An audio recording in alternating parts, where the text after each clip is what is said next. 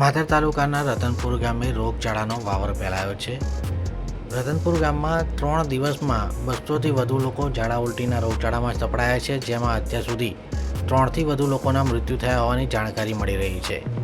રોગચાળાની જાણકારી મળતા જ સ્થાનિક ધારાસભ્ય, જિલ્લા આરોગ્ય અધિકારી, પ્રાંત અધિકારી, મામલતદાર, ટીડીઓ અને સ્થાનિક આરોગ્ય વિભાગની ટીમો ગામમાં ઉતરી ગઈ હતી.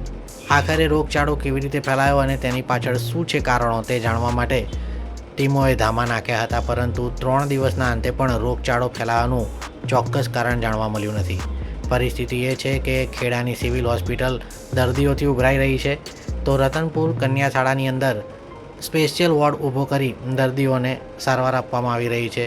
નાના બાળકો હોય કે વૃદ્ધો, સૌ કોઈ રોગચાળાની ઝપેટમાં ભરાયા છે, જેના કારણે ગામમાં હાહાકાર મચી ગયો છે.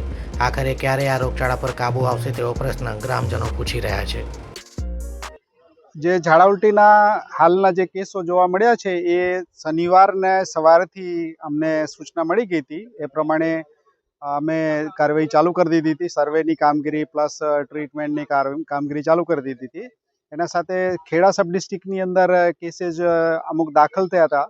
એના હિસાબે અમને ખબર પડી કે આ વિસ્તારની અંદર કેસીસ છે અને ત્યારથી જ અહીંયા ઓપીડી ચાલુ કરી દીધી છે ગામની અંદર અને દર્દીઓને સારવાર આપવાનો અને સર્વે કરવાની કામગીરી ચાલુ જ છે. અને સાથે સાથે વાટરના સેમ્પલ લેવામાં આવ્યા છે અને જ્યાં અહીંયા મુખ્યત્વે પાણીના ટાંકા નથી, અહીંયા બોરથી ડાયરેક્ટ પાણી સપ્લાય થાય છે, તો એના અમે સેમ્પલ લીધા છે, બીજે મેડિકલ કોલેજમાં મોકલ્યા છે. અને લગભગ અત્યારે ત્રીજા દિવસે આજે અમારી પાસે લગભગ 200 જેવા કેસ છે અને હજી અમુક 20 કેસ આપણા સબ ડિસ્ટ્રિક્ટ ખેડામાં દાખલ છે.